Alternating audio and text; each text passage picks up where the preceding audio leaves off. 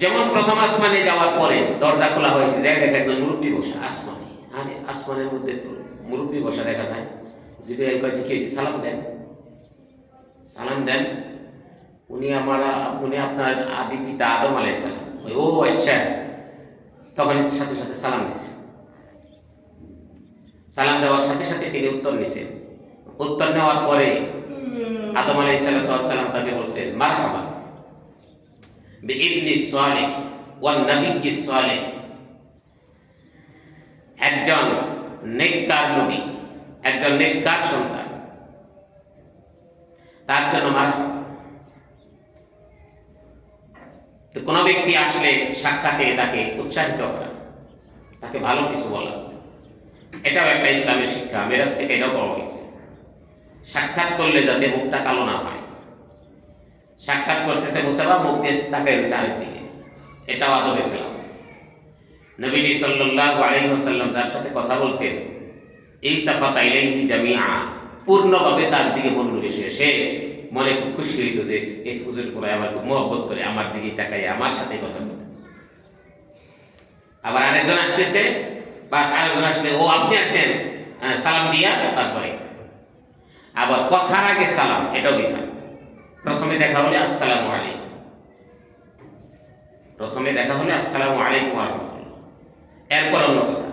আমাদের অনেকে বক্তব্য দিতে গিয়ে আগে অমুক টমুক নাম টাম সব কিছু বললে সবাইকে আমার পক্ষ থেকে আসসালামু আলাইকুম, এটা সুন্নাতের খেলাফ। আসসালামু ক্বাবলাল কালাম, সবার আগে সালাম। বরং তার সাথে কথা বলা যাইব কিনা এটার অনুমতির জন্য সালাম। সালাম এটা একটা অনুমতি, যেমন এটা কুশল বিনিময়, দোয়া, অভিবাদন, পাশাপাশি এটা অনুমতি। এই কারণে হাদিসে পাকের মধ্যে আসে, কোরআনের আয়াতেও আছে, ঘরে ঢোকার পরে সালাম না, ঘরে ঢোকার আগে সালাম, ঘরে প্রবেশ করার আগে সালাম। ঘরে ঢুকা তারপরে আসসালামু আলাইকুম, আসি, আইসাই তো বলছে, এখন আবার আসি কি? এটা স্কুল মাদ্রাসার ছাত্র ছাত্রীরা বেশি করে। ঘরে খুশি দিয়ে হুজুর আসসালামু আলাইকুম, অথবা ঘরে ঢুকে আসসালামু আলাইকুম। মূলত হলো আমি ঘরের দিকে আগে তাকাবো না, ঘরের ভিতর আমি নজর দিব না। আমি সালাম দিব, যদি উত্তর আসে তাহলে বোঝা যাবে যে যেহেতু সালামের উত্তর দিছে, এখন আমি তার সাথে কথা বলতে পারি।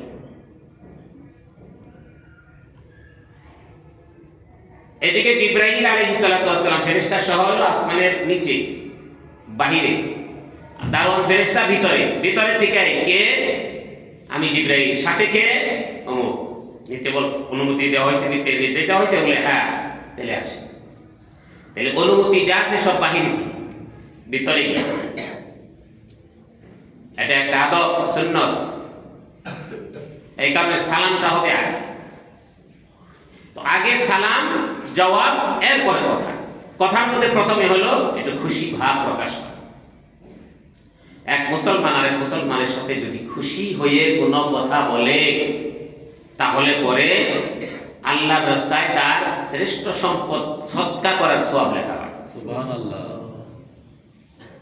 এক মুসলমান আর এক মুসলমানের সাথে যদি ভালো কথা বলে, হাসি খুশিতে কথা বলে, দান খেরাতের সওয়াব পাওয়া যায়।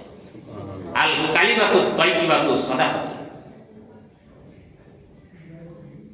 সেজন্য আদম আলাইহিস সালাতু ওয়াস সালামের সাথে প্রথমেই যখন কথা হলো, এই কথোপকথনের পর দেখলেন আদম আলাইহিস সালাতু ওয়াস সালাম একটু মাথা নাড়াচাড়া করে।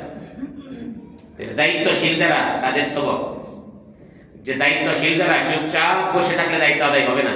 চুপচাপ বসে থাকলে, বসেই যদি থাকা হইতো তাহলে বিয়ে শাদীর আগেই বসে থাকা লাগতো। যখন চুপচাপ থাকা পারবে না, বিয়ে শাদী করছে, তাহলে আরেকজনের দায়িত্ব আছে, এখন তার খেয়াল রাখতে হবে। তার দায়িত্বের পরে যখন বাচ্চা কাচ্চা হয়েছে, এখন তাদেরও খেয়াল রাখতে হবে। তো আদম আলাইহিস সালাতু ওয়াস সালাম ডান দিকে যখন তাকায় একটু হাসি দেয়, খুশি। আবার মাথাটা যখন বাম দিকে তাকায় তখন একটু মনটা বেজার, মাথাটা নিচের দিকে নামায়। এইভাবে কয়েকবার দেখার পরে হযরত রাসূল পাক সাল্লাল্লাহু আলাইহি ওয়াসাল্লাম জিবরাইলকে জিজ্ঞেস করলেন যে উনি একবার খুশি হন, একবার বেজার হন, তার কারণ কি? তার কারণ ডান দিকে যখন তাকায় তখন ওনার যত সন্তান সন্ততি আছে এই সব সন্তান সন্ততি ওনার চোখের কাছে ভেসে ওঠে, যেগুলো নেককার, যেগুলো ভালো, তাদের অবস্থাতেই উনি খুশি হয়ে যায়। আর বাম দিকে তাকাইলে ওনার সন্তান সন্ততি যেগুলো আল্লাহ তাবারক ওয়া তাআলা রূহের জগতে সৃষ্টি করে রেখেছে, যেগুলো খারাপ সব তীরে বাম সাইডে রাখছে, এইগুলো দেখে ওনার মনটা খারাপ হয়ে যায়, সেই জন্য মনে বেজার হয়, কষ্ট। এই কারণে নবীজি বলেছেন, ইজা সাররাতকা হাসানাতুকা ওয়া সাআতকা সাইয়্যাতুকা ফাআনতা মুমিন। নেকির কাজে খুশি হলে এবং খারাপ কাজে যদি মন বেজার হয় তাহলে ঈমানের আলামত। নেকি আর বদির মধ্যে কোনো পার্থক্য বোঝে না, রোগা, কোনটা তিতা আর কোনটা মিষ্টি কিছুই বুঝে না, কোনটা পাইছে আর কোনটা মজা, কোনটা মিষ্টি কিছুই বুঝে না, তাহলে বোঝা গেল সে রোগা। মুখে দেয়, মুখে স্বাদ দেয়, তারপরেও সেটার মজা বুঝে না। মুসলমান ভাইরা, কোন এক আল্লাহর ওলি একবার যখন বাচ্চাটাকে বলছে, যাও বাগান থেকে মেহমান আসছে, কিছু ভালো আঙ্গুর নিয়ে আসো, সে ভালো আঙ্গুর আনছে কিন্তু আঙ্গুরগুলো টক। তখন মেহমান এর সামনে লজ্জিত হওয়ার পর বলছে, তোমাকে আর আমি বাগানে চাকরি রাখবো না, তুমি আমাকে অপমানিত করলে কেন? কয়, কেন স্যার? কয়, আমি তো তোমাকে বললাম ভালো দেখে, মিষ্টি দেখে, সুন্দর তরুতাজা দেখে আঙ্গুর আনতে, তুমি কেন এইরকম টক জাতীয় আঙ্গুরগুলো আনলা? ব্যাপারটা কি? তোমার মুখ নষ্ট হয়ে গেছে নাকি তোমার রুচি নষ্ট হয়ে গেছে না? আমার সাথে বিরোধিতা করলে, আমাকে অপমান করার উদ্দেশ্য। তখন সে বলতেছে, আল্লাহওয়ালা বলতেছে, স্যার আমাকে তো আপনি আনতে বলছেন, কিন্তু আপনি তো বলেন নাই তুমি খাইয়া দেই, খাই না। আমাকে যতদিন পর্যন্ত বাগানে দায়িত্ব দিচ্ছেন, আমি বাগানের মধ্যে আঙ্গুরের মধ্যে দেখি কোনটা দেখতে সুন্দর, কারণ আমাকে বাগান দেখার দায়িত্ব, ভালো করে দেখে শুনে রাখিস, এই কথা আমাকে বলা আছে। কিন্তু একটা বারও তো আপনি বলেন নাই মাঝে মাঝে খাইয়া টাইয়া চেক করে দেখিস। খোদার কসম করে বলি, আমি বাগানে যতদিন পর্যন্ত ঢুকছি, আমি আজ পর্যন্ত কোনো একটা গাছের ক্ষেত আঙ্গুর পর্যন্ত আমি মুখে দিয়ে দেখি নাই। সুবহানাল্লাহ, সুবহানাল্লাহ। যেখানে চাকরির জায়গায় এখন উল্টা তার প্রমোশন। তো যাই হোক, যেটা বলতেছিলাম, তো যেহেতু মুখের রুচি যদি নষ্ট হয়ে যায় তাহলে পরে তার কোনো ভালো মন্দ এইগুলো তার মুখের মধ্যে কোনো কিছুই বোঝা যায় না, কোনটা খারাপ কোনটা ভালো। কিন্তু স্বাভাবিকভাবে কোনটা ভালো কোনটা মন্দ এটা যাচাই বাছাই করার জন্য যেরকম মুখের রুচি দিছে, নাকের গ্রানে কোনটা দুর্গন্ধ কোনটা সুঘ্রাণ, চোখের মধ্যে কোনটা ভালো দেখা যায় কোনটা খারাপ দেখা যায়, কোনটা ভয়ঙ্কর কোনটা আনন্দকর, এরকম যেরকম ভাবে প্রত্যেকটা জিনিসের ভালো মন্দ বোঝা যায়, ঠিক তেমনি ভাবে একজন মানুষের আত্মাও এমন পরিশুদ্ধ হইতে হবে যে আত্মার মাধ্যমে তার ভালো মন্দ বোঝা যাইতে পারে। ভালো মন্দ আত্মাই গ্রহণ করতে হবে কোনটা, যে আমি যেই কাজটা করতে দেখতেছি এই কাজটা কি সত্যিকারে ধর্মীয় স্বার্থ, রাষ্ট্রীয় স্বার্থ, সামাজিকতা মিলিয়া একজন সুস্থ মস্তিষ্কওয়ালা অভিনয় এটাকে ভালো হয় কিনা। যদি ভালো হয় তাহলে সেটা ভালো হবে, আর যদি সেটা ভালো না হয় তাহলে সেটাকে ভালো হবে না। তো এই ভালোগুলো দেখে আমি যদি খুশি হই তাহলে ভালো, আমার খুশিকে আমি ভালো বানিয়ে গেছি তাহলে তো এটা ভালো হইল না। ভালো কোনটাকে বলে? সুস্থ মস্তিষ্ক, সামাজিকতায়, রাষ্ট্রীয়ভাবে ধর্মীয় মেন্টেনওয়ালা ব্যক্তিদের মতে এটা গ্রহণযোগ্য, এটাকে খারাপ বলে না, তাহলে সেটা ভালো। এই যে সমুদ্রের যে মাছ, এই মাছের একটা মূলনীতি বিভিন্ন কিতাবের মধ্যে লেখে, মাছ কোনটা প্রতিটা রাষ্ট্রে ইসলামিক মাইন্ডের লোক যারা মাছ বিশেষজ্ঞ এবং তারা অধিকাংশ লোক এটাকে মাছ বলে স্বীকৃতি দেয়, সেটা মাছ। আর যেখানে ইসলামিক ব্যক্তিবর্গ মাছ বিশেষজ্ঞ মানে মাছের সাথে সম্পৃক্ত, তারা এটাকে মাছ বলে না, তাহলে পরে এটাকে মাছ হিসাবে গ্রহণ করা যায়, এটা খাওয়া বৈধ হবে না। এই কারণে কিছুদিন পূর্ব পর্যন্ত চিংড়ি মাছ নিয়ে বিশাল বড় একটি মতানৈক্য ছিল, কারণ মাছের যেই গুণাবলী, মাছের যেই বৈশিষ্ট্য এটা চিংড়ির মধ্যে নেই। পিঠে একটা কাটা থাকা লাগে, এরপরে এর মধ্যে গুস্ত থাকে, লেজ দিয়ে লাড়া ছাড়া দেয়। তো চিংড়ি মাছের মধ্যে তো কোনো কাটা নেই, সৌ মাছ। এই কারণে এটাকে কাঁকড়ার মতো, অনেকেই এটাকে বলতো এটা হলো পানির পোকা। এক পানিকে ঘিরে হাসারাতুল মা, এটাকে পানির পোকা বলতো। যেহেতু মাছ বিশেষজ্ঞ কোনো ব্যক্তিরা এটাকে তারা মাছের সংজ্ঞার মধ্যে পেশ করে নেয়, এই কারণে এটাকে মাছ বলা হতো না। কিন্তু পরবর্তীতে যখন দেখা গেল অন্যান্য মাছের মতো এটাও ব্যাপক এবং স্বাদযুক্ত, এবং মাছ বিশেষজ্ঞ মুসলিম জাতিরা তারা এটাকে মাছ হিসাবে ব্যাপকতা প্রকাশ পায়। যখন এটার আবিষ্কার, তখন কথায় কথায় এটা মাছ হিসেবে এসেছে। সেটা উর্দুতে হোক, আরবিতে হোক, ফার্সিতে এবং বাংলা, চিংড়ি মাছ। উর্দুতে, হিন্দিতে এটাকে বলে ঝিঙ্গা মিছিলি। তো যখন নাকি এটার বিরূপ মাসালা আসতে লাগলো যে মূলত এটা মাছ না, তখন একজন বিশেষজ্ঞ ব্যক্তি আশরাফ আলী থানভী নববরুল্লাহ মারবাদা, তিনি এই মাছগুলো অনেকগুলো সুতার মধ্যে গাইতেন একটা দোকানে, ডাক্তারের দোকানে, সামনে বড় করে রশি দিয়ে টানায় ওখানে খাতা কলম নিয়ে বসে রয়েছে। যেই সালাম দেয় এই কয়, आप यहाँ क्या मछली बेच रहे हैं? আপনি কি মাছ বেচা শুরু করছেন নাকি? আরেকজন এসে কয়, কি ব্যাপার মাছ ঝুলাই রাখছেন কেন? উনি খাতার মধ্যে লিখছে এক জায়গায়, মাছ মাছ না চুপচাপ। মানে কেউ আছে এগুলো কি, এগুলো নিয়ে রয়েছেন কেন? তাহলে সে চুপচাপ। আর একজনে কয়, এই পোকা টোকা বসিয়ে রাখছেন কেন? এই কারণে লেখা আছে যে মাছ না, এটা মাছ নয়, মেছলি নেই হয়। আরেক জায়গায় লেখা আছে যে মেছলি। তো সকাল থেকে হাটের দিন, আগের যুগের যেরকম গ্রামে হাট ছিল, এরকম সকাল থেকে সন্ধ্যা পর্যন্ত হাটের দিন ওখানে খাতা কলম নিয়ে বসা সন্ধ্যা পর্যন্ত তিনি দেখছেন যে 80% মানুষে ওখানে বলছেন মাছ, আর 20% মানুষ তারা কিছুই বলে নাই, মাছ না এটা কেউ বলে নাই। পরে ওনার ফতোয়ায় লিখে রেখেছে, এ মেছলি হয়, इसमें कोई शक नहीं है,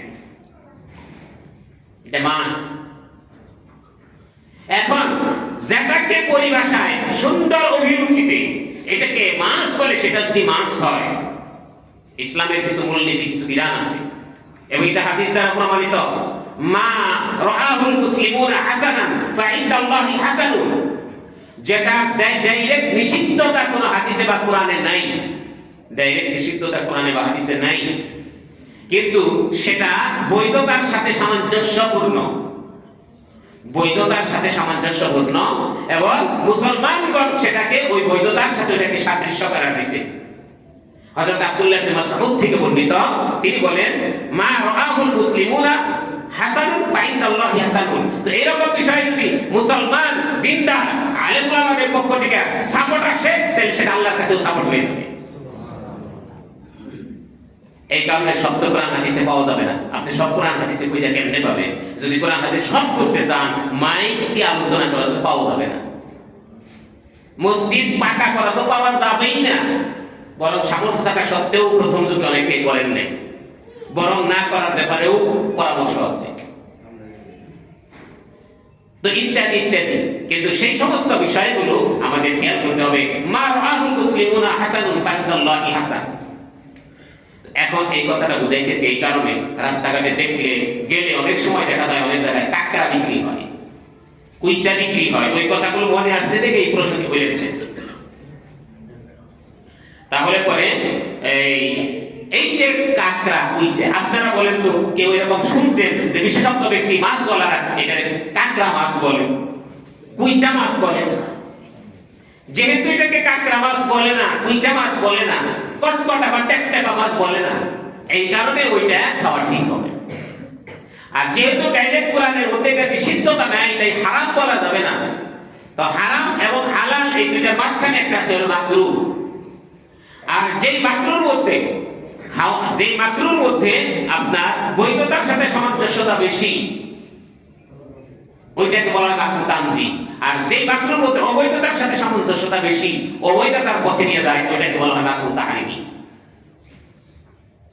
তো সেই জন্য কথাগুলো বললাম যে যে সমস্ত বিষয়গুলো আমরা খাওয়ার ব্যাপারে, বিশেষ করে মাছের একটা প্রসঙ্গ আসলে, তাই বললাম যে যদি এটাকে সামাজিকতার ভিত্তিতে মাছ বিশেষজ্ঞ মুসলিম ব্যক্তিরা এটাকে মাছ বলে ব্যাপকতা না হয়, তখন এটাকে মাছ বলা যাবে না। আপনি বলবেন যে আমরা কয়জনে ব্যাপক বানাই নিলে এগুলো না, ব্যাপক বানানো এত সহজ না, একটা হয়ে যাওয়া একটা বানায় হয়ে যাওয়া যেটা নেই হয়ে যায়, যেমন বিড়ি খাওয়া, এর ব্যাপকতা হয়ে গেছে, প্রথমে সে না করে, কেউ এটা ফজিলত বয়ান করে না, কোনো এক বয়ানে সেটা যদি ইসলাম বিদ্বেষীও কোনো নাটক তারপরে যাত্রামাত্রা হয়, তাও কোনোদিন কাউকে শুনবেন না বক্তব্য দিতে গিয়ে, ভাই আপনারা সকলে একটা করে বিড়ি খেয়ে এলো, এই কথা কেউ কয় না।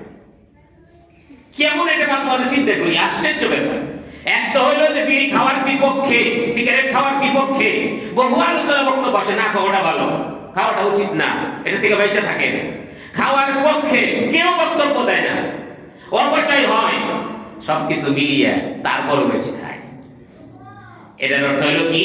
এটা হলো নেই ব্যাপকতা, এটা হয়ে যায়। ছোট ছোট পোলাপান যেগুলো কল্পনাই করে পারি না যে এইগুলো আমি বিড়ি খেবো কবে, কোথেকে জানি খাওয়া শুরু করে দেয়, বাপেও জানে না মায়েও জানে না, আমরা তো ধরাই পারি না এটা কোথেকে আসে, কোথেকে খাওয়া শুরু করলো। একজনে বলবে যে তুই বিড়ি খাওয়ার ইতিহাসটা লাগতো, কোথেকে বিড়ি খাওয়া শুরু করলি, হ্যাঁ নিজেও বয়ে পারবি না সঙ্গে, কোথেকে এগুলো এসে যায়। তো যাই হোক, প্রসঙ্গক্রমে বললাম যে রাসূল পাক সাল্লাল্লাহু আলাইহি ওয়াসাল্লাম আদম আলাইহিস সালাতু ওয়াস সালামের সাথে সাক্ষাৎ, আদম আলাইহিস সালাতু ওয়াস সালাম রাসূলের সাথে বড় কুশল বিনিময় করলেন, কিন্তু মনটা বেজার ছিল। যখন নাকি বাম দিকে তাকাতেন, তার রূহ জগতে খারাপ আচরণওয়ালা, যাদেরকে আল্লাহ তাবারক ওয়া তাআলা তাকদীরে মুআল্লাক বা মুবরামে খারাপের সাথে সম্পৃক্ততা তার রয়েছে, এদেরকে দেখে মনটা বেজার হয়ে যেত। ডান দিকে তাকালে অটোমেটিক খুশি হয়ে যেত। সেই জন্য যেই কোনো নেকির কাজে যদি আমরা খুশি হই, তাহলে আমাদের ঈমান বৃদ্ধি। যদি নেকির কাজে আমাদের মনটা খারাপ লাগে, ঈমান নাই। বদ কাজ দেখলে যদি আমাদের মনটা খুশি হয়, ঈমান নাই। বদ কাজ দেখতে যদি মনে খারাপ লাগে, হালকা হলেও ঈমান আছে। নবীজি সাল্লাল্লাহু আলাইহি ওয়াসাল্লাম বলেন, যদি তোমাদের কোনো ব্যক্তি কোনো খারাপ কাজ দেখে, তাহলে পরে যদি সামর্থ্য থাকে তাহলে হাত দ্বারা হলেও সেটাকে বিরত করবে, বাধা দিবে। যদি হাত দ্বারা না করতে পারে, মুখ দ্বারা হলেও তাকে বলবে। যদি মুখ দ্বারা না পারে, তাহলে কমপক্ষে মনে মনে ঘৃণা করবে। যালিকা আযআফুল ঈমান, এটা হলো সবচেয়ে দুর্বল ঈমান, মানে তাও ঈমান আছে। আরেকটা হলো কি, খারাপ কাজ হইতেছে, রাস্তা দিয়ে যাইতেছে, হোক গিয়া হইতে করতেছে, করে গিয়া মনে একটু খারাপও লাগলো না, বোঝা গেল তার ব্যাটারি ফিউজ, ইমানের ব্যাটারি ফিউজ চার্জ নেই। অনেক আছে, সামর্থ্য আছে, দোকানপাট বিভিন্ন জায়গায় অবৈধ খারাপ কাজ হচ্ছে, গুনার কাজ হচ্ছে, সেটা আমরা একটু বলি না। আমার পরিচিত একজন নারী, সে মাথাটা খুইলে দাঁড়িয়ে গেছে, তো বলতে পারি তো, এই ব্যাপার কি, তোর নাটা দিয়ে থেকে লক্ষ্য বা মাথাটা ঢাকো, এতটুকু বলা যায়। বললে পরে সে এটা নিয়ে প্রতিবাদ করবে না, হালকা ভাবে বললে, যেটাকে আমরা জানি, যেটাকে বলা যায়। তো যদি এতটুকু আমি বলে দেই আমার পরিচিত হওয়ার কারণে, আমার দায়িত্ব হওয়ার কারণে, তাহলে পরে কিন্তু আমি একটা ইমানের পাওয়ার দেখাইলাম, সেকেন্ড ক্লাসের ইমান। কমপক্ষে এগুলো দেখে কি হইতেছে মনে মনে একটু হলো, তারপরে ইমান আছে।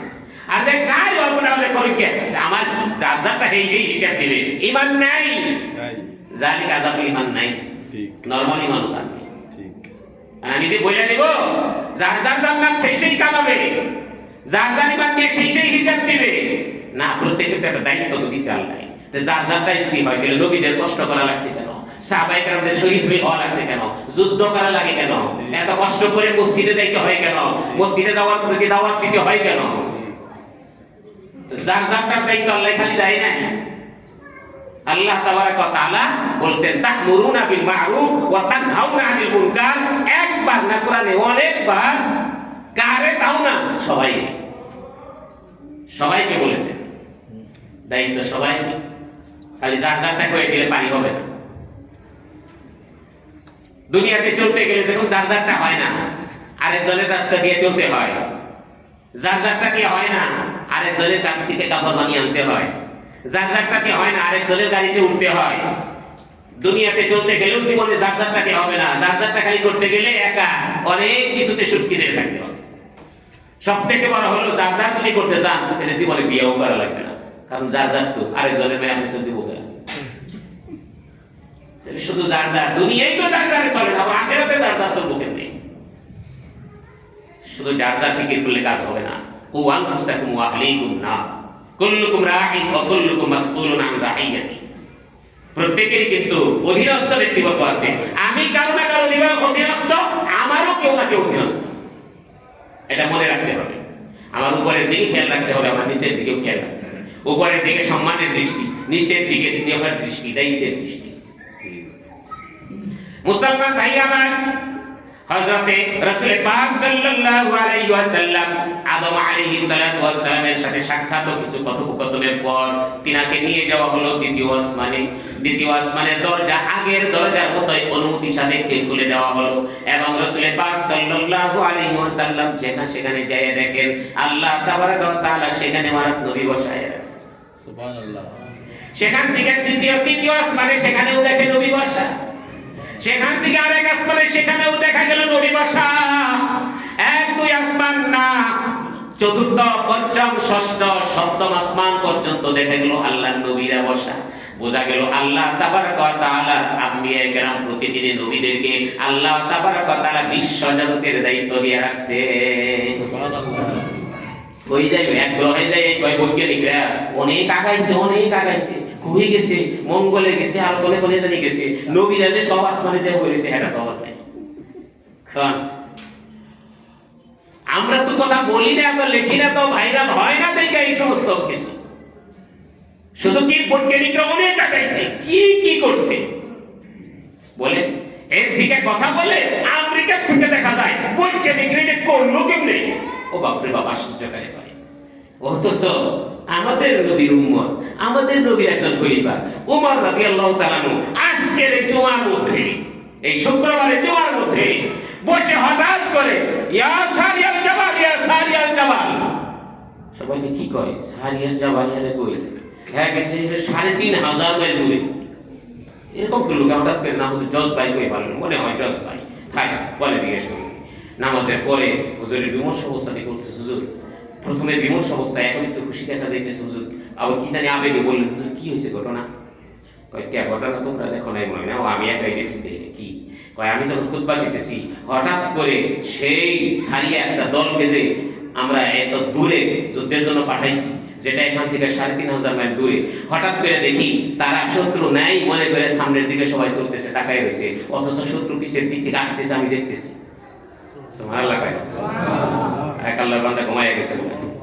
হ্যাঁ, পিছনের দিক থেকে শত্রু আসতেছে, আমি আশ্চর্য হয়ে গেছি।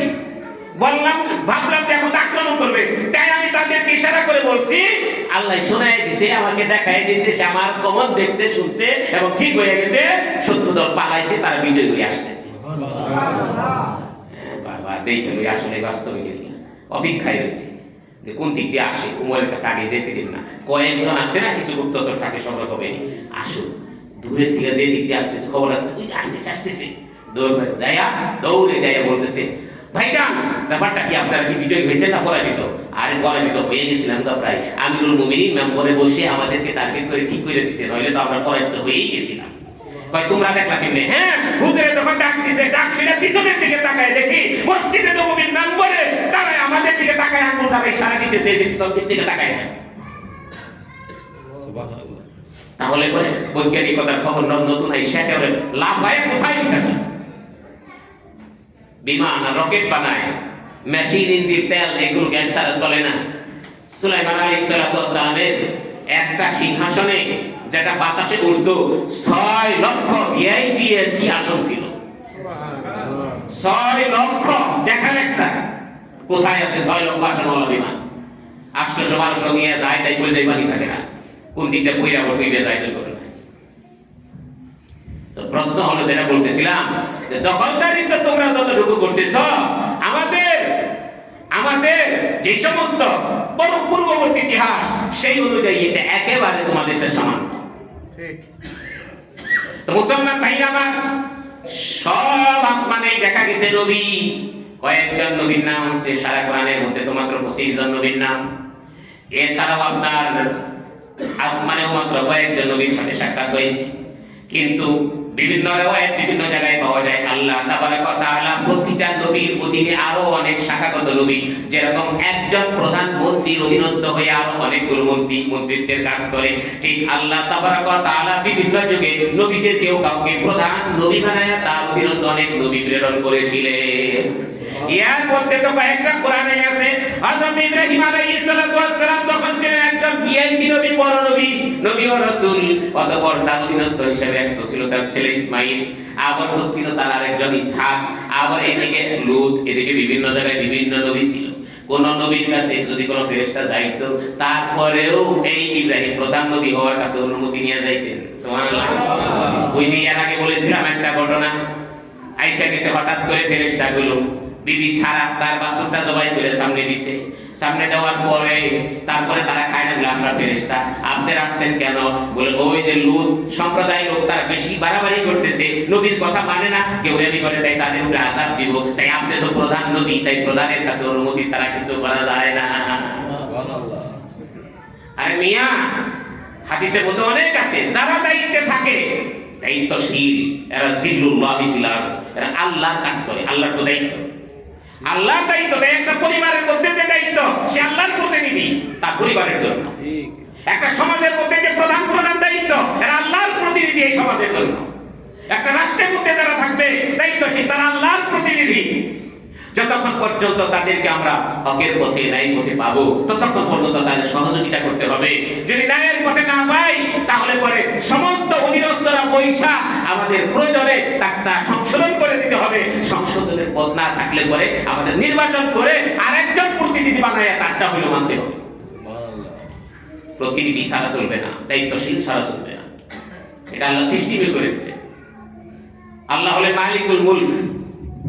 আল্লাহ তাবারক ওয়া তাআলা মালিকুল আমলাক, রাজা ধীরাজ, শাহেনশাহ, অর্থাৎ সবচেয়ে বড় রাজা। তাহলে তার ছোট রাজাও তো আছে, এটা শরীক না, বরং তার পক্ষ থেকে দায়িত্ব দেওয়া। ঠিক। সেই জন্য তো আল্লাহ তাবারক ওয়া তাআলা বলেছেন মানুষ খলিফাতুন ফিল আরদ, এরা হলো পৃথিবীর খলিফা। এরা আল্লাহ তাবারক ওয়া তাআলার ইবাদত করবে, এদের দেখা দেখি পৃথিবীর সমস্ত মাখলুক তাদের জন্য দোয়া করবে, আল্লাহর জিকির বাড়াই দিবে। মাখলুক গুলো করতে তো আল্লাহর কাছে দোয়া করতে থাকবে। সেই জন্য মুসলমান ভাইরা আমার, মহান আল্লাহ তাবারক ওয়া তাআলা তিনি আমাদের নবীকে যখন সমস্ত আসমানের নবীদের সাথে সাক্ষাৎ করায়া জিবরাইলের মাধ্যমে যখন নিয়ে গেলেন একটা উপরে সাত আসমান পাড়ি দিয়া বাইতুল মামুর, সাত আসমানের উপরে একটা ঘর আছে সুন্দর, সেই ঘরের মধ্যে হেলান দিয়া একজন নবী দেখতে খুবই সুন্দর, রাসূল পাক সাল্লাল্লাহু আলাইহি ওয়াসাল্লাম তার দিকে তাকায় রইছে, সালামও দিছে। ইনি কারা? জিবরাইল বলে আবিকুম ইব্রাহিম, ইনি হলেন ইব্রাহিম পয়গম্বর। বাইতুল মামুরে হেলান দিয়া বসে রইছে, ছোট ছোট বাচ্চারা, ছাত্রের অভাব নেই, অনেক ছাত্ররা তার কাছে আল্লাহ তাআলা পড়তেছে, সুবহানাল্লাহ। খেলাধুলা করতেছে, কেউ খেলাধুলা করে, কেউ পড়ে, তিনি বসে রয়েছে খুব খুশি। জিজ্ঞেস করছে এগুলো কারা? রাসূল পাক সাল্লাল্লাহু আলাইহি ওয়াসাল্লামের প্রশ্নে জিবরাইল বলেন এগুলো সব নাবালেগ মারা যাওয়া, দুনিয়া থেকে নাবালেগ মারা যাওয়া সন্তানগুলো, সবগুলো যাদের মা বাবার আশা ছিল যে এদেরকে বড় আলেম বানাবে, হাফেজ বানাবে, দিনদার বানাবে, কিন্তু মারা গেছে। এদের সবটিকে বাপ মায়ের নিয়ত অনুযায়ী ইব্রাহিম পয়গম্বরকে উস্তাদ বানায়া তাদের মনের আশা পূরণ করে ওই জায়গায় পৌঁছায় গেছে। বাইতুল মামুর কোনটা? এটা বাইতুল মামুরটা হলো পৃথিবীতে বলা হয় বাইতুল্লাহ বরাবর উপরে, সমস্ত মসজিদের সরদার বাইতুল্লাহ, বাইতুল্লাহ টার্গেট ডাইরেক্ট বাইতুল মামুর, সাত আসমানের উপরে। এটার সাথে সম্পর্ক সর্বদাই আল্লাহ পাকের পক্ষ থেকে নূর, আল্লাহ পাকের পক্ষ থেকে কুদরতি নূর ওই বাইতুল মামুরের চতুর্দিক থেকে জমা হয়। বাইতুল মামুর থেকে বাইতুল্লাহ হইয়া সারা পৃথিবীর মসজিদগুলোতে এই নূরগুলো ছড়াইতে থাকে, সুবহানাল্লাহ। এই নূরগুলো ছড়াইতে থাকে। একটা ঘটনা মনে পড়ে গেল, প্রসঙ্গ ভিন্ন, তো সাত আসমান তো গেছি, আর বাকিটুকু শাবানের কিছু আলোচনা ওইটা আগামী সপ্তাহে বলবো ইনশাআল্লাহ, ওইটার সাথে সংযুক্ত সময় হলে বলবো। কিন্তু আমি বলতেছি যে আল্লাহ তাবারক ওয়া তাআলার সাথে সম্পৃক্ততা থাকলে আল্লাহ নূর, আর এই নূর কোথায় আসে এটা বলে দেই। বললাম সব জায়গা থেকে নূর আল্লাহ তাবারক ওয়া তাআলা জমা করান বাইতুল মামুর, বাইতুল মামুর থেকে ডাইরেক্ট বাইতুল্লাহ, আর এই বাইতুল্লাহ থেকে ছড়ায় যায় মসজিদে, মসজিদে যায় থাইলে থাকে না, মসজিদে ছড়ানোর পর এই নূরগুলো প্রত্যেকের সিনার ভিতরে যায়। সুবহানাল্লাহ। যার সিনাটা বাইতুল্লাহর সাথে সম্পর্ক, যার সিনারা মসজিদের সাথে সম্পর্ক, ওই সিনার সাথে সম্পৃক্ত ওই নূর সিনার ভিতরে যেতে থাকে। এই সিনার ভিতরে যখন নূর যায় তখন ইত্তাকু ফিরাসাতাল মুমিন ফাইন্নাহু ইয়ানজুরু বিনুরিল্লাহ, তখন এই ব্যক্তির অন্ধকার থাকে না, সিনাটা অন্ধকার থাকে না। চোখে যেরকম দেখে যা সামনে পাশে তাই, চোখটা বন্ধ করা লাগে না, বন্ধ করুক আর না করুক, এই অন্তর দ্বারা যা কল্পনা করে তা দেখার মতো হয়ে যায়। সুবহানাল্লাহ। কারণ এটা নূরের সাথে, নূর মানে তো আলো বাতি, তো চোখের মধ্যে বাতি থাকলে যদি এইগুলো দেখা যায়, চোখের থেকে পাওয়ার বেশি অন্তর কেন না জানে, কোন বেটায় না জানে। ঠিক চোখের থেকে বেশি পাওয়ার তো অন্তর দিল। ঠিক এই কারণে দিলে যদি বাতি জ্বলে যায়, আল্লাহ দেওয়া নূর যদি ঢুকে যায়, তাহলে চোখ দ্বারা দেখলে ভুল হইতে পারে, চাপসা দেখতে পারে, দেখছিল একজনে পরে দেখে না এটা আরেকজন, কিন্তু অন্তর দ্বারা যারা কল্পনা করে ওটা বাস্তব হয়ে যায়, সত্য হয়ে যায়। ঠিক এই হইল নূর। এইরকম একজন নূরওয়ালা একটা বাদশার ছেলের কথা মনে করি। হযরতে বাদশাহ হারুন রশিদের একটা ছেলে, ওনার কয়েকজন ছেলে ছিল। একটা তো পরবর্তীতে দায়িত্ব পেয়েছে মামুন রশিদ, এছাড়াও কয়েকজন ছেলে ছিল। পর্যায়ক্রমে হয়তো প্রসঙ্গক্রমে বলবো। একটা ছেলে, ঘটনাটা বলতেছি, একদিন কোন এক বুজুর্গ, নাম সহ আছে, এত নাম তো খেয়াল থাকে না, একটা বুজুর্গ সে নিজে বলছে তার ঘটনাটা, যে আমি একদিন আমার বাড়িতে একটা লেবারের দরকার পড়ে, একটু কাজ করা লাগবে। তো কাজের জন্য আমি একটু বাহিরে গেছি। বাহিরে যাইয়া তারপরে খুঁজলাম যে দেখি তো কোনো লেবার পাওয়া যায় কিনা। তো পাইতেছি না ওইরকম কোনো লেবার। একজনে বলছে ভাই এখানে কোনো লেবার পাওয়া যায় না। সে বলছে ওই দিকে যাই দেখো একটা লেবার আছে। ওখানে একটা লোক দেখলাম যে হ্যাঁ কোরআন শরীফ পড়া বলছে, লেবার হয়তো কোরআন শরীফ পড়লে দিব, হ্যাঁ কাজের টাইমে কাজ করে, বাকি টাইম খালি কোরআন শরীফ পড়ে। সুবহানাল্লাহ আচ্ছা যাই দেখি গেলে কয় যায় সালাম দিয়া কথা বলো না। মুসলমান ভাইরা আমার কিতাবে লেখি, এই আল্লাহর বান্দা ওই লোকটার কাছে যায় সালাম দিছে, সাথে সাথে সে কোরআন তেলাওয়াত আয়াত শেষ করে থামায়া সালামের উত্তর নিয়ে বলতেছে জি ভাই যান কি কথা নিয়ে আসছেন বলেন। সে বলতেছে বাবা আমি শুনেছি আপনি নাকি সুযোগ পেলে কাজ করেন, তেলাওয়াত করতেছেন, এই কারণে আমি কোনো আপনাকে বাধা দেই নাই, কিন্তু আসলে কি আপনি কোন লেবার বা কাজ করেন? এগুলো দেখে বুঝানো। অর্থাৎ তার পাশে ছিল একটা টুকরি আর একটা দাড়িওয়াল্লা, কারণ ইনসাফের সাথে কাজ করতে হবে, সেই জন্য এই দুইটা জিনিস বলে এগুলো দিয়ে তো আমি কাজ করি, কাজ লাগবে নাকি বলে কাজ লাগলে আপনি বিনিময় কত দিবেন? কয় আপনি কত দিবেন? কয় আমার তো স্বাভাবিক 1 দিরহাম এবং 1 দানিক, আর দানিক বলা হয় 1 দিরহামের 5 ভাগের 1 ভাগ অথবা 6 ভাগের 1 ভাগ, অর্থাৎ ধরেন মোটামুটি 80 টাকা। 80 টাকা আমাদের দেশে 1 টাকা চাইলে না এটা 80 টাকা, এরকম একটু কম বেশ, তো মোটামুটি 500 টাকা লাগে। তখন বলতেছে ঠিক আছে চলো যাই। প্রথম তো ধারণা করছে যে ঠিক আছে 500 টাকা যখন চাইছে হয়তো কাজটা নরমালি করবে করুক, কিন্তু সে যখন তার টাইমে কাজ করছে, জোহরের আজানটা দিছে, কাজ শেষ করছে, দেখে যে তার কাজ যা ছিল পূর্ণভাবে শেষ করছে, কোনোটা বাকি হয় নাই, যতটুকু দেখাইছিল কমপ্লিট। তার মনের মধ্যে ধারণা হলো সে তো একাই দেখি 2 জনের 3 জনের কাজ করে ফেলাইছে, তো ভালোই হয়েছে, তারে আমি 500 টাকা দিয়ে দেই। 500 টাকা যখন দিছে, এরকম কর্মচারী তো সহজে পাওয়া যায় না, সেই জন্য সে এবার চিন্তা করতেছে যে আর কোনো কাজ আছে নাকি, খুঁজে বের করি।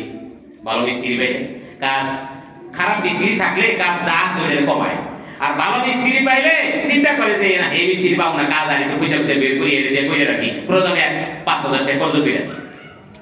তো এও চিন্তা করলো যে হ্যাঁ কাজ তো আর একটু পাইছি, এর দিয়ে করিয়ে রাখি। পরের দিন আবার গেছে, হ্যাঁ লোক পায় না, কই গেল? তারপরের দিন আবার গেছে, পায় না। পরে একজন জিজ্ঞেস করছে ভাই এখানে একটা লোক বুঝতো যে কর্মচারী, তো ওই লোকটা যে পাইতেছি না, ব্যাপারটা কি? কয় ও তুমি কবে খুঁজতেছো? কয় কালকে আজকে। কয় না প্রতি সপ্তাহে 1 দিন কাজ করে, প্রতি সপ্তাহে 1 দিন কাজ করে, এই 1 দিন কাজ করে ওই টাকা দিয়ে 1 দিনে তার জীবিকা হয়ে যায়। এই লিগে এই সপ্তাহ করে না, কোরআন শরীফ পড়ে আর মানুষকে কোরআন শরীফ পড়ায় বিনা বেতনে বিনামূল্যে, আর সে সুন্নিতের জীবিকার ব্যবস্থা করে। এই কারণে আবার এই দিনে বাইরে আইসি, পরের দিন যাই দেখে আবার সেই বান্দা কোরআন শরীফ পড়তেছে, কোরআন শরীফ পড়তেছে, সালাম দিয়ে বলছে ভাই আমার বেটা আবার একটু কাজ ছিল। তখন বলে ঠিক আছে চলেন যাই। আগের মতো বিনিময় বাড়ায় নাই কমায় নাই, কাজ যখন করতেছে তো কাজ করার পরে এখন খেয়াল করে দেখলো সত্যিকারে এত সুন্দর করে কাজ করতেছে, মনে হয় আল্লাহ তাবারক ওয়া তাআলার পক্ষ থেকে তার মদত তার হাতের মধ্যে সংযুক্ত হয়ে গেছে। কাজ করতেছে, একজনে 3 জনের সমান কাজ করলো, এবার তাকে ডবল করে দিতে লাগলো, তাকে 2 দিরহাম 2 দানিক দেওয়ার জন্য ছাড়লো। সে বলে যে না আমি তো এটা চুক্তি করে লই নাই, আমি যা পাবো না তাই আমারে দেন, অতিরিক্ত কিছু করে থাকলে কিছু তো আমার পরকালে লেগে জমা রাখা লাগে। এই কারণে এইটা তো আমি বিনিময় নেই না, আমার এটাই এতটুকু যথেষ্ট। ঠিক আছে ভালো কথা গেছে। ইয়ার পরে সপ্তাহে গেছে ওই দিনে, এখন থেকে আর সেই লোকটা নেই। ব্যাপারটা কি? সেই লোকটা গেল কোথায়? পরে একজনের কাছে জিজ্ঞেস করছে ভাই এই প্রতি সপ্তাহে তো তোমরা বলছিলে এই দিনে এখানে আসে, সে কই? সে তো খুবই অসুস্থ। তাই নাকি? বলে কোথায়? বলে ওই জায়গায় আছে। যে দেখে একটা গাছের নিচে 2 হাত এরকম গালের নিচে দিয়ে এরকম শুয়ে রয়েছে, শুয়ে শুয়ে মুখ লাগাইতেছে, কাতর হয়ে পড়ে আছে, মুখ লাগাইতেছে, কান লাগাই দেখে ওখানে কোরআন শরীফ বলেছে। যে সালাম দিয়ে জিজ্ঞেস করছে ভাই আপনার কি অবস্থা? বলে একটু অসুস্থ, আল্লাহ পাক যে অবস্থায় রাখে আলহামদুলিল্লাহ, একটু অসুস্থ তো কাজ করতে পারতেছি না, এই কারণে এখানে শুয়ে আল্লাহর নাম জিকির করতেছি, আল্লাহ কালাম করতেছি। তখন বলে যদি আপনি সুযোগ দেন তাহলে আমার বাড়িতে নিয়ে আপনাকে সেবা শুশ্রূষা করবো। আর রোগী ব্যক্তির সেবা করলে কিরকম সওয়াব হাদিসের মধ্যে আসছে, কেউ যদি দিনের শুরু ভাগে একজন রোগীর একবার যদি একটু সেবা করে, সেবা শুশ্রূষা করে, তাকে যদি একটু দেখাশোনা করে, তাহলে পরে সারাদিন 70,000 ফেরেশতা। আবার সন্ধ্যাবেলায় যদি একজন রোগীর একটা সেবা শুশ্রূষা করে, তাহলে সারা রাত 70,000 ফেরেশতা তার জন্য আল্লাহর কাছে রহমত এবং মাগফিরাতের দোয়া করতে থাকে। শুধু যদি মুসলমান ভাই হিসাবে তার খেদমতের নিয়ত থাকে। তাই আপনি আমার বাড়িতে যদি যাইতেন, আমি আপনার সেবা শুশ্রূষা করতাম। তখন সে বলতেছে, তোমার বাড়িতে আমি যাইতে পারি, শর্ত আছে 3টা। এখন নগদ 2টা বলবো, আর একটা পরে বলবো। কি শর্ত? একটা শর্ত হইলো, স্বাভাবিক মানুষ রোগী পাইলে আর ছোট বাচ্চা পাইলে খাইবো না, তাও জোর করে খাওয়াইবো। তুমি আমার জন্য খাওয়ার লেগে জোর করা পারবো না। স্বাভাবিক রুচিতে সামনে এনে দিলে যদি খাই খাবো, না ওইভাবে রেখে দিবেন। এক হাদিসের মধ্যে আসছে, এটা আমিও পারি না, বলতেও ভয় লাগে, না বললেও তো মানে হাদিসে আছে যে কোনো ছোট বাচ্চাদেরকে বা রোগীদেরকে খাওয়া নিয়ে দেরি করো না, সামনে পেশ করবা, নর্মাল ভাবে তাদেরকে দিবা। যদি খায় আলহামদুলিল্লাহ, আর যদি না খায় মনে করবা আল্লাহ তাআলা তাকে খাওয়ায়, আল্লাহ তাআলা তাকে খাওয়ায়, আল্লাহ তাকে পান। জোর তো জোর করাই দিকে আর কত মিথ্যা কথা বলে, আইলো নানান ধরনের মিথ্যা কথা, ভয় দেখায়, বলতে পারে দুর্বল হয়ে যায়, মিথ্যা সবক তার দিলের মধ্যে যায়। এখন বলবে যে জোর না করলে তো খায় না কি লেগে জানেন? না খাওয়ার কারণ হলো অন্য কিছু খাইয়ে যে মুখের রুচি নষ্ট করে বলেছে। আমার নিজের কথাই বলি, ছোটবেলায় একটা টেহাও সকালে পাইতাম না, সংসারী ছিল সবাই, টাকা পয়সা খালি বুধবার হাটের দিয়েছিল, ওই হাটের দিনে কিছু বিক্রি করে টাকা জমাতে বাজার ঘাট করা হইতো। আর বাড়িতে খাইয়া যাবি, মাদ্রাসা বাড়ির পাশেই ছিল, খাইয়া যাবে এসে বাড়িতে খাবে, কেন্দ্রে টাকা সকালে ব্যাগ করে খাইয়া যাইতাম, যাতে খিদে লাগে। আবার এই চিন্তা করতাম বাড়িতে যাই, বাড়িতে কি দুপুর বেলা জানেন সকালবেলা একসাথে রান্ধতো, ওই রান্না দুপুরে তো কাজ, দুপুরে এখন রান্না নেই, সকাল বিকাল রান্না, পান্তা ভাত, কাঁচামরিচ পেঁয়াজ, সেই কাঁচামরিচ পেঁয়াজ দিয়ে ভাত খামু, দৌড় বেড়াই নিয়ে তাড়াতাড়ি খিদা লাগছে, নিয়ে খাইতে ভাত পেতে মান নাই। তার কারণ কি? এগুলোর যে সিস্টেম নাই, এই কারণে যা থাকতো সেটা খাওয়ার প্রতি আগ্রহ। আর এখন অন্যান্য কিছু খাইয়া মুখে রুচি তো এমনি শেষ। আর একটা হলো খাওয়ার পাশাপাশি চোখ দিয়ে আরেকটা দেখে, এখন খাওয়ার রুচি থাকে না, খালি দেখা। আগের যুগে খাওয়ার জিনিস আমার লিগে টানা এনে বোঝাই নেন, এসে নেন। আর এখন কি করে যে তেলে বাজারে যাবে, যার মোবাইলটা দিয়ে যাবে, এখন তো অন্য কিছু, একটা না একটা রুচি থাকবে, সব রুচি কি একসাথে থাকে? কানের রুচি হইলে কানেরটাই চলবে, মুখ বন্ধ, কান দ্বারা এমন কিছু শিখতেছে, মুখে চাপাই দিছো, খাই না রুচি কি রে খাস না কে, খা শুনে গেল একটু, দেখছেন নি একসাথে কয় রুচি দেইব, চোখ দিয়ে দেখবা লইছে, মুখে খাইবা লইছিল, খাইবা লইছে, কে রে খাস না কে, খা দেখুটা কি দেই গেল। তাহলে বলে সব রুচি তো একসাথে হয়, এক রুচির দিকে যদি ওই রুচি হয়ে যায় আর একটা থাইকা থাকে, চোখের রুচি ব্যাপক হয়েছে, মুখের রুচি কইবে গেছে, কানের রুচি ব্যাপক হয়েছে, এরপর একটা লাগাই এই হয়, কানের রুচি ব্যাপক হয়েছে, চোখের রুচি কইবে গেছে, কানের মধ্যে আর বুঝে দিয়ে দিয়েছে, আরেকজনে যে দাঁড়িয়ে রয়েছে, হ্যাঁ সিট যে খালি, হ্যাঁ দেখেও না, এটা তো আমরা বরাবর দেখি, সিট পাশে খালি, এটা ছাড়া লড়েও চলেও না, খালি উল্টাল দিয়েছে, কি ভাই একটু সিটটা জায়গা দেন, তারপর ডাক্তার ভাই একটু জায়গা দেন, তখন কয় বসে, কি আগে শুনে না খেয়াল করি নাই, কানি এখন তো যাই হোক মুসলমান ভাই, কথাটা তো অনেক লম্বা। তো যেটা বলতেছিলাম যে তখন সে বলতেছে, 1 নম্বরে হলো খাওয়া দাওয়া সামনে পেশ করবা, কিন্তু আমার জন্য টাকাটা করবা না। আর 2 নম্বর হলো আমি মারা গেলে আমার পরনে যে কাপড়টা আছে, এই কাপড়টা দিয়ে আমাকে কাপড় দিবা। আর একটা পরে বলবো, এটা কঠিন, ঠিক আছে? সেবা শুশ্রূষা করতেছে, মাত্র একদিন এক রাত করলো, পরের দিন সকালে ডাক দিছে, ভাই এদিকে আসো, সালাম দিছে, আপনার কি অবস্থা ভাই? আলহামদুলিল্লাহ, আল্লাহ যে অবস্থায় রাখছে শুকরিয়া, ভালো। তা আপনার কি অবস্থা? বলে আমি তো স্বাভাবিক আছি, অসুবিধা নাই। তাহলে এখন কি কিছু বলবে? বলে আমার শেষ ওসিয়তটা কইরা যাই, আমি আর হয়তো বাঁচবো না। কি ওসিয়ত? আমি মারা গেলে যেভাবে বলছি এইভাবে দাফন কাফন কইরা, তারপরে এই যে আমি তোমার একটা জিনিস দিতেছি থইলা, সে তার যোগ্যের আস্তিনের ভিতর থেকে একটা থইলা বের করে বলতেছে, এই থইলাটা আর কোরআন শরীফটা তুমি বাদশাহ হারুন আর রশিদের কাছে পৌঁছাইয়া দিবে। পৌঁছাইয়া দিয়ে বলবা, তুমি যেই উন্মাদ অবস্থায় রয়েছ, যদি এই অবস্থায় থেকে মারা যাও, তাহলে তুমি লজ্জিত হইবা। তুমি যেই উন্মাদ অবস্থায় রয়েছ, যদি এই উন্মাদ অবস্থায় মারা যাও, তাহলে কিন্তু তুমি